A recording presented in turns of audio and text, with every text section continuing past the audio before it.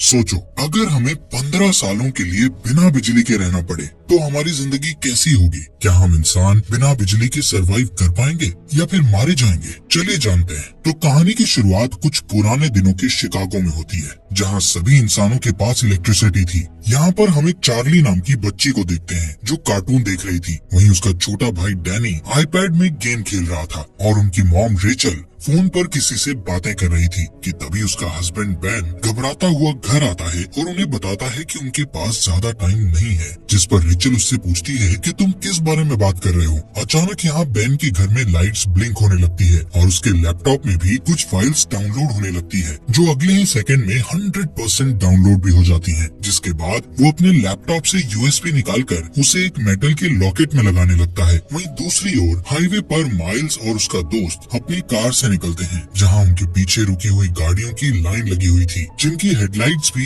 एक के बाद एक अपने आप बंद हो रही थी। आसमान में प्लेन्स भी इधर उधर क्रैश होने लगे थे, जमीन पर ट्रांसफार्मर्स फटने लगे थे और यहाँ तक कि विलीस टावर भी एकदम काला पड़ चुका था। इसके बाद हम धरती को अंतरिक्ष से देखते हैं, जहाँ धीरे धीरे धरती से बिजली गायब होती हुई नजर आ रही थी। अंधेरा यूएसए के नॉर्थ से होते हुए ईस्ट और साउथ में फैलता चला जा रहा था और चारों तरफ ऐसा समा हो गया था कि बिल्कुल कैंडल लाइट डिनर का माहौल था। लेकिन आज की जनरेशन यानी कि जेन जी के लिए इंटरनेट ना होने का मतलब है कयामत का आ जाना। इसके बाद हमें एक स्टोरी सुनाई जाती है, जिससे हमें पता चलता है कि उस ब्लैकआउट डे को 15 साल से ज्यादा हो गए हैं। ब्लैकआउट डे के बाद इलेक्ट्रिसिटी वापस आई ही नहीं, जिस वजह से इलेक्ट्रिसिटी से चलने वाली सभी चीजें बेकार हो गई थी। यहाँ तक कि लोगों के कार इंजन, जेट टर्बाइन्स और जरा जरा सी बैटरीज भी बिल्कुल खराब हो गई थी। इन सब चीजों की वजह से बड़े पैमाने पर सभी के हालात बहुत खराब हुए। बीमारी बढ़ी लेकिन दवाइयाँ नहीं मिली, आग लगी लेकिन आग बुझाने वाली गाड़ियाँ नहीं थी, फैक्ट्रीज थी लेकिन वहाँ खाने के लिए कुछ नहीं था और सभी लोग हाथ से काम कर रहे थे। जिसके बाद जल्द ही सरकारें गिरने लगी और मिलिटियाज पड़ने लगी थी। ब्लैकआउट के बाद यूनाइटेड स्टेट्स 6 भागों में बंट चुका था, जो कि the Monroe republic, the Georgia federation, the plains nation, Texas, the California commonwealth और बाकी बंजर जमीन थी। इन सभी शहरों के ऐसे हालात को देखकर ज्यादातर लोग यहाँ से कहीं और शिफ्ट हो चुके थे, जिनमें से एक बैन और उसकी फैमिली भी थी, क्योंकि वो वहाँ के विलेज एरिया में रहने लगे थे, जो कि द मोनरो रिपब्लिक एक पीसफुल कॉलोनी थी, जहाँ कुछ 100 लोग जाकर बस गए थे। यहाँ हमें पता चलता है कि बैन की वाइफ का कुछ साल पहले ही देहांत हो गया था और अब वो एक ब्रिटिश मेडिकल डॉक्टर मैगी को डेट कर रहा था। उसके बच्चे डैनी और चार्ली भी अब बड़े हो चुके हैं, लेकिन डैनी को अकेले रहना ज्यादा पसंद है, क्योंकि वो अस्थमा की बीमारी से गुजर रहा है। ऐसे ही एक दिन चार्ली अपने भाई के साथ जंगल में जाती है, जहाँ उन्हें एक एबेंडन वैन दिखती है। चार्ली उसके अंदर जाती है और वहाँ उसे एक मिनी फ्रिज मिलता है, जिसे देखकर उसे अपने बचपन की याद आने लगती है, जब ब्लैकआउट डे के बाद उसके मॉम डैड ने उसे वो पिघली हुई आइसक्रीम दी थी, क्योंकि वो उस वक्त की आखिरी आइसक्रीम थी। एक दिन जब चार्ली हर दिन की तरह जंगल में एक चक्कर लगाने जाती है, तब मोनरो मिलिटिया, जो कि मोनरो रिपब्लिक की मिलिट्री फोर्स है, वो कॉलोनी के अंदर आते ही धावा बोल देती है। मिलिटिया की कलाई पर एक टैटू गुदा हुआ था, जो कि मोनरो रिपब्लिक के मेंबर्स का सिंबल था, जिससे उन्हें पहचाना जा सकता था। अब क्योंकि ये मोनरो रिपब्लिक के सेटलमेंट का समय है, इसलिए वहाँ रहने वाले सभी लोगों को टैक्स के रूप में अपनी फसलें देना उनकी जिम्मेदारी है। हालांकि बेन जानता है कि ये टैक्स से कहीं ज्यादा है। बेन को लगता है कि उनके साथ कुछ बुरा होने वाला है, इसलिए वो अपने सबसे अच्छे दोस्त आरोन के पास जाता है और उसे वो लॉकेट दे देता है, जिसमें बेन ने मूवी के शुरू में वो यूएसबी लगाया था। बेन आरोन से कहता है कि चाहे कुछ भी हो जाए, तुम्हें इस लॉकेट को कुछ नहीं होने देना। तभी उस मिलिटिया ग्रुप का कैप्टन मेजर टॉम नेवेल वहाँ आ जाता है और बेन को अपने साथ चलने के लिए कहता है। वो उससे उसके भाई माइल्स के बारे में पूछता है, जिस पर बेन कहता है कि वो माइल्स से पिछले 15 सालों से नहीं मिला है। वहाँ मौजूद सभी लोग डर के मारे देखते हैं कि मिलिटिया ग्रुप अपने कदम वापस लेने लगता है कि अचानक वहाँ डैनी आकर उनकी ओर क्रॉसबो पॉइंट करता हुआ अपने डैड को न ले जाने की धमकी देता है।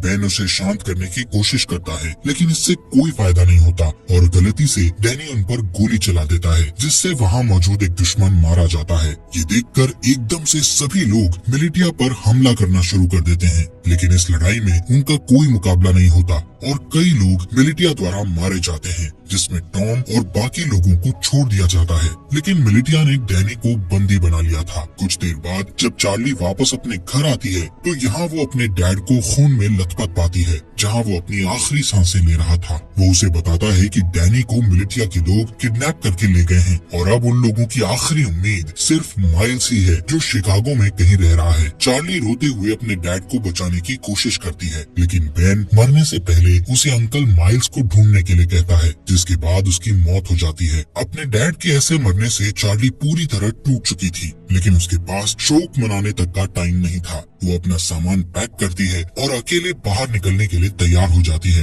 लेकिन मैगी और आरॉन उसे अकेले नहीं जाने देते, जिसके बाद वो खुद उसके साथ जाने को तैयार हो जाते हैं, जो चार्ली को बिल्कुल पसंद नहीं आता। इसके बाद तीनों खतरनाक रास्तों से होते हुए पूरे दिन सफर करते हैं, जिससे तीनों के बीच बॉन्ड और भी ज्यादा मजबूत हो जाता है। अगले दिन चार्ली जब पानी लेने के लिए झरने के पास जाती है तो उसे एक नेट नाम का लड़का दिखता है, जिसे देखकर वो वहीं रुक जाती है। अब क्योंकि पूरी दुनिया ब्लैकआउट में चली गई थी, इसलिए तब के बाद से हर इंसान को पहली बार में देखकर खतरा ही समझा जाने लगा था। यहाँ तक कि चार्ली जैसी लड़की के लिए बहुत सी चीजें दिमाग में होती हैं, लेकिन खुशकिस्मती से नेट सिर्फ उससे उसका नाम पूछता है और उसे जाने देता है। उस रात चार्ली और उसके दोस्तों को एक टूटा फूटा प्लेन मिलता है, जिसमें वो रात गुजारने की सोचते हैं, लेकिन बदकिस्मती से ये स्कैवेंजर्स ग्रुप का ठिकाना था, जहाँ उन लोगों को देखकर कुछ चोर यहाँ आते हैं और चाकू की नोक पर उनमें से एक चार्ली को उनसे दूर ले जाता है। मैगी को यहाँ कुछ खतरा महसूस होता है कि तभी वो अपने तेज दिमाग का इस्तेमाल करके उन चोरों को विस्की पिला देती है, जिसके ठीक बाद वो लोग उल्टी करते हैं और मर जाते हैं। वहीं दूसरी ओर आखिरी चोर चार्ली को मारने की कोशिश करता है कि तभी अचानक वहाँ नेट आ जाता है और उसे बचा लेता है। अगली सुबह नेट उन तीनों के साथ जाता है, क्योंकि यहाँ पता चलता है कि वो भी उनके साथ शिकागो जा रहा है। मैगी उसे अपनी टीम में देखकर कंफ्यूज हो जाती है, क्योंकि नेट उसके लिए बिल्कुल अनजान था। इसलिए वो चार्ली को वार्निंग देती है कि उसे ऐसे ही किसी पर भरोसा नहीं करना चाहिए। लेकिन कुछ देर बाद उसे याद आता है कि हर कोई बुरा नहीं है, इसलिए अब उसे नेट से कोई परेशानी नहीं थी। अगले सीन में जब मेजर टॉम और उसकी आर्मी आराम कर रही थी तो डैनी इस बात का फायदा उठाकर वहाँ से भागने की कोशिश करता है और हथकड़ियों का ताला खोलकर भाग जाता है। लेकिन कुछ दूर और भागने के बाद उसे अस्थमा का दौरा पड़ता है और वो वहीं एक घर के पास गिरकर बेहोश हो जाता है। कुछ घंटों बाद जब उसकी आंख खुलती है तो वो अपने सामने एक लड़की को उस पर बंदूक ताने देखता है। वो लड़की अपना नाम ग्रेस बताते हुए उससे पूछती है कि वो कहाँ से आया है, जिस पर डैनी बताता है कि कुछ लोगों ने उसे किडनैप कर लिया था, जिनसे बचता हुआ वो यहाँ आया है। यह सुनकर वो लड़की बंदूक नीचे करती है, जिसके बाद वो उसे अस्थमा पंप देती है और बताती है कि ये उसके मरे हुए बेटे का है। इसके बाद हम उन चारों के ग्रुप को देखते हैं जो फाइनली शिकागो पहुँचते हैं, जो कि मोन्ट्रो रिपब्लिक में ही है। यहाँ देखने लायक बात है कि रिगली फील्ड पूरी तरह से आईवी प्लांट से कवर्ड है। सड़कें मछुआरों से भरी हुई है और फोक्सवैगन बीटल जैसी गाड़ियों को घोड़े की बग्गी में बदल दिया गया है। बेन की बताई जानकारी के बाद वो सभी एक होटल में पहुंचते हैं। बारटेंडर से माइल्स के बारे में पूछते हैं। पहले तो वो बारटेंडर माइल्स नाम के किसी इंसान को जानने से मना कर देता है, लेकिन जब चार्ली उसे अपने डैड बेन के बारे में बताती है कि हाल ही में उनकी डेथ हुई है, तो वो बताता है कि वो खुद ही माइल्स है, लेकिन वो उन सभी से अपनी पहचान को छुपाए रखने के लिए बोलता है। कुछ देर बाद माइल्स अपनी भतीजी को अंदर ले जाता है और उससे प्राइवेटली बात करता है, जहाँ चार्ली बताती है कि कैसे मिलिटिया ने उसके डैड को बेरहमी से मार डाला और डैनी को किडनैप करके अपने साथ ले गए। जिसके बाद चार्ली उससे पूछती है कि वो लोग हमारी फैमिली के पीछे क्यों पड़े हैं, जिस पर माइल्स कहता है कि जरूर बेन कुछ न कुछ उस ब्लैकआउट के बारे में जानता था। वो कहता है कि मोन्ट्रो रिपब्लिक के लीडर जनरल मोन्ट्रो एक क्रूअल डिक्टेटर था, जो पूरे देश और पूरी दुनिया को अपने कब्जे में करना चाहता था, लेकिन उसके लिए उसे कुछ हथियारों की जरूरत थी, जैसे कि फाइटर प्लेन्स, टैंक्स और यहाँ तक न्यूक्लियर बॉम्ब्स। और क्योंकि बेन अकेला ऐसा इंसान था जो ब्लैकआउट क्यों हुआ था उसके बारे में जानता था और मोन्ट्रो को विश्वास था कि वो इससे निपट सकता है। ये सब सुनने के बाद चार्ली अपने भाई डैनी को लेकर और ज्यादा चिंतित हो जाती है और अपने अंकल से उसकी मदद करने के लिए कहती है, लेकिन सरप्राइजिंगली वो उसकी मदद करने से साफ मना कर देता है,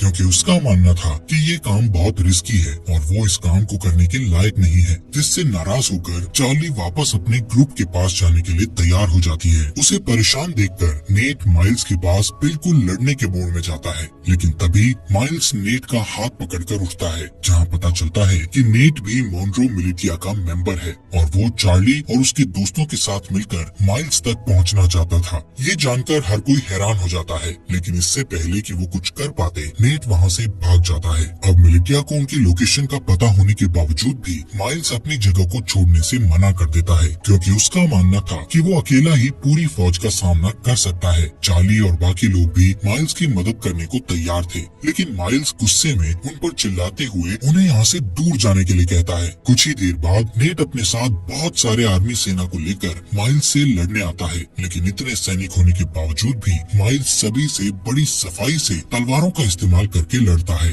और एक एक करके सबको मार देता है। जिसके बाद वहाँ चार्ली और उसके दोस्त वापस आ जाते हैं और माइल्स के साथ लड़ाई में शामिल हो जाते हैं। इसी बीच मिलिटिया का एक आदमी चार्ली को जान से मारने की कोशिश करता है, लेकिन अचानक से तभी नेट आकर उस आदमी को मार गिराता है। थोड़ी ही देर बाद माइल्स मिलिटिया के कैप्टन को जान से मारकर लड़ाई खत्म करता है, जिसके बाद वो चार्ली और बाकी लोगों के साथ डैनी को ढूंढने के लिए निकल जाता है, जो सुनकर भी सभी काफी खुश होते हैं। कुछ देर बाद माइल्स को अचानक से उस ब्लैकआउट डे का एक फ्लैशबैक याद आता है और यहाँ से सीन फ्लैशबैक में जाता है, जहाँ सारी दुनिया में अचानक अंधेरा छा जाने के बाद वो अपने दोस्त के साथ कार से बाहर निकलता है और अपने दोस्त के साथ मरीन कॉर्प्स बेस में जाता है, जहाँ हमें पता चलता है कि ये दोनों मरीन पुलिस हैं। यहाँ अंदर जाने के लिए उन्हें अपने हाथ पर बना वो एम नाम का टैटू दिखता है, जिससे पता चलता है कि माइल्स का दोस्त, जिसका नाम सेबेस्टियन मोनरो है और वो इस समय मोनरो रिपब्लिक का लीडर भी है। वहीं दूसरी ओर मेजर टॉम और उसके आदमी डैनी के फुटप्रिंट्स का पीछा करते हुए ग्रेस के घर तक पहुंचते हैं। डरी हुई ग्रेस डैनी को बचाने की कोशिश करती है, लेकिन जैसे ही टॉम उसे जान से मारने की धमकी देता है, तभी वो पीछे हटती है और टॉम उसके घर में घुसकर डैनी को पकड़ लेता है।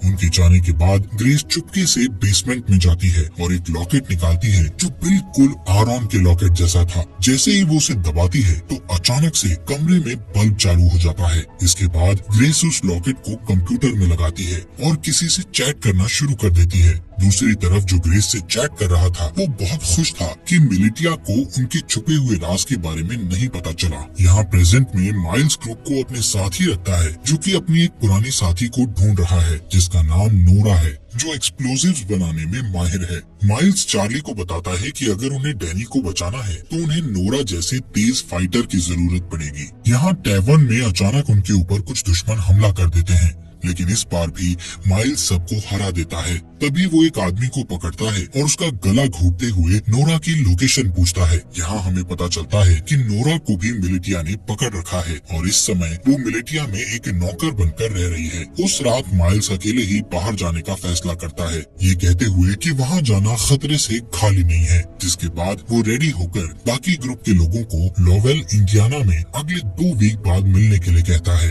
हालांकि अगली सुबह जब मैगी और आरॉन जागते हैं तो उन्हें पता चलता है कि जिद्दी चार्ली भी माइल्स के साथ निकल गई है, जो चीज उन्हें बिल्कुल अच्छी नहीं लगती। अब उनके पास कोई चारा नहीं बचा था, इसलिए आरॉन मैगी को लॉकेट देता है, जो कि बेन ने उसे दिया था। वो ये भी बताता है कि बेन ने उन्हें ग्रैंड पार्क में एक लेडी से मिलने के लिए भी कहा था, जो और कोई नहीं बल्कि ग्रेस ही है। हालांकि दोनों अभी भी चार्ली को लेकर चिंतित हैं, लेकिन उन्हें लगता है कि वो ठीक हो जाएगी और इसके बदले वो ग्रेस को ढूंढने के लिए ग्रैंड पार्क जाने लगते हैं। ये दोनों ग्रेस को ढूंढने निकल जाते हैं, जहाँ इन्हें लगता है कि ग्रेस ही वो की हो सकती है जिससे अर्थ पर इलेक्ट्रिसिटी को वापस लाया जा सकता है। वहीं दूसरी ओर जब मेजर टॉम अपनी सेना को लीड करते हुए अपने अड्डे की ओर जा रहे थे कि तभी अचानक एक गोली चलने की आवाज सुनाई देती है, जो सुनते ही वो लोग अपना रास्ता बदलकर उस गन शॉट की आवाज का पीछा करते हैं, जिसका पीछा करते करते वो लोग एक छोटे से घर तक पहुँचते हैं, जहाँ इन्हें पता चलता है कि इस मोनरो रिपब्लिक में आम इंसान अपनी पर्सनल बंदूकें और गोला बारूद नहीं रख सकते। इसी वजह से सभी लोग क्रॉसबोज और दूसरे हथियारों का इस्तेमाल करते हैं।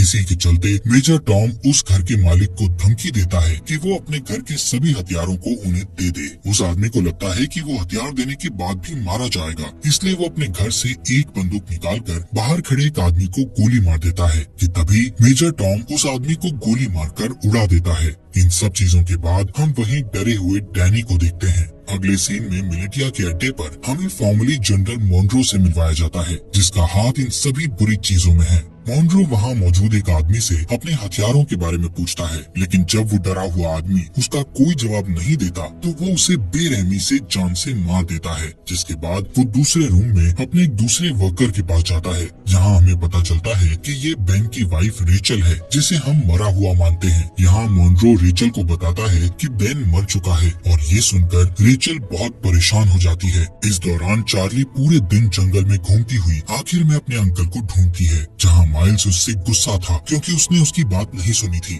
लेकिन जब चार्ली बताती है कि उसके भाई को अस्थमा का दौरा पड़ता है तो वो शांत हो जाता है। कुछ देर बाद उन्हें ढेर सारे मजदूर दिखते हैं जो हाथों से हेलीकॉप्टर को खींचकर ले जा रहे थे।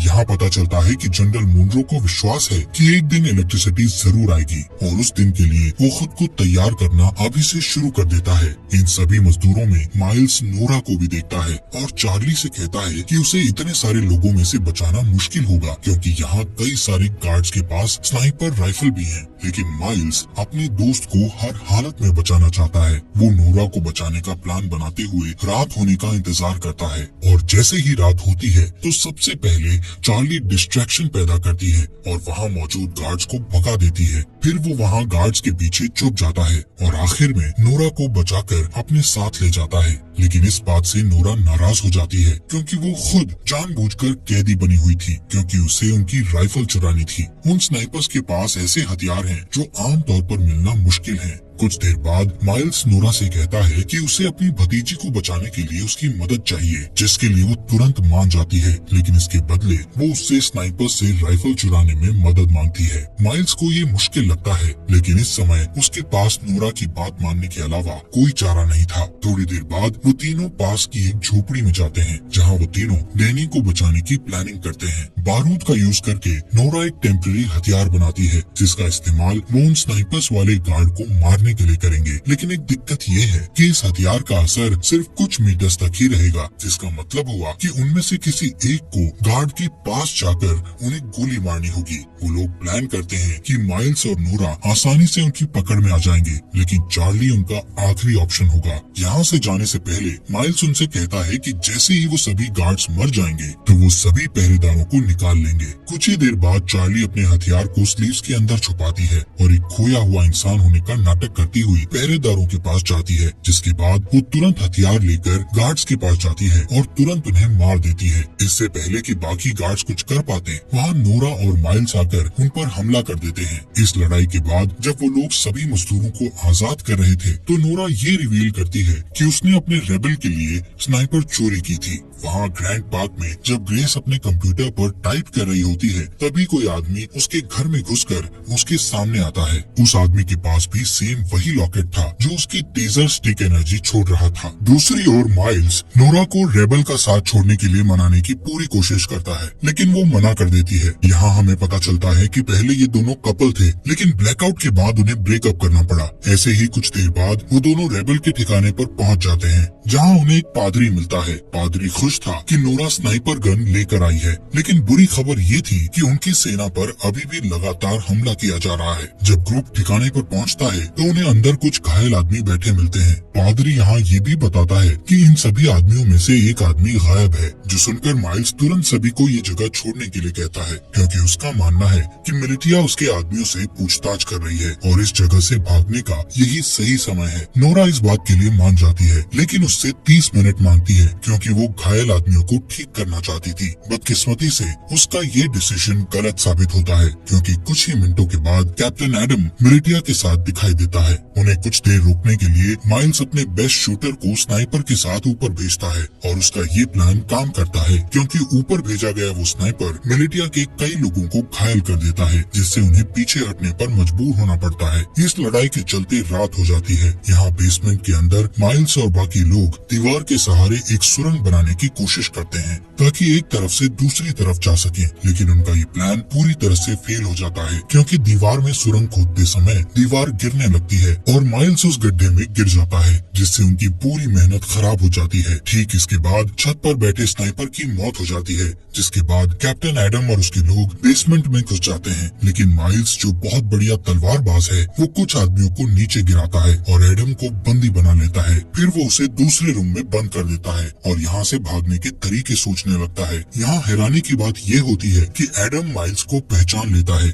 जिससे कमरे में मौजूद सभी लोग हैरान रह जाते हैं। ये देखकर चार्ली उनसे पूछती है, तुम एक दूसरे को कैसे जानते हो? यहाँ कहानी एक अलग मोड़ लेती है, जहाँ एडम ये रिवील करता है कि पहले माइल्स जनरल मुनरो का राइट हैंड था। यहाँ तक कि माइल्स वो इंसान है जिसने मिलिटिया को लड़ना सिखाकर इतना खतरनाक बनाया है। लेकिन इतना रिवील होने के बावजूद भी माइल्स उन्हें मारने पर अपना फोकस रखता है। माइल्स उनके सामने एक डील रखता है, जिसमें वो खुद को मुनरो मिलिटिया के सामने सरेंडर करेगा, लेकिन उसके बदले में उसके ग्रुप के किसी भी इंसान को कोई नुकसान नहीं पहुंचाया जाएगा। किसी वजह से एडम ये डील एक्सेप्ट कर लेता है। हो सकता है उसे अपनी जान की परवाह हो इसलिए। खैर, इसके बाद जल्द ही माइल्स को मुनरो मिलिटिया ले जाया जाता है। यहाँ से सीन फ्लैशबैक में जाता है, जहाँ हम ब्लैकआउट के 2 वीक बाद का सीन देखते हैं, जब माइल्स अपने भाई को ढूंढने के लिए शिकागो आया था और उसका सबसे अच्छा दोस्त मुनरो भी उसके साथ था। वहीं रास्ते में उन्हें 2 आदमी मिलते हैं, जिनमें से एक आदमी दूसरे को बहुत बुरी तरह पीट रहा था। एक अच्छा इंसान होने के नाते माइल्स उनके पास जाता है और अपनी बंदूक निकालकर उनमें से एक को गोली मार देता है।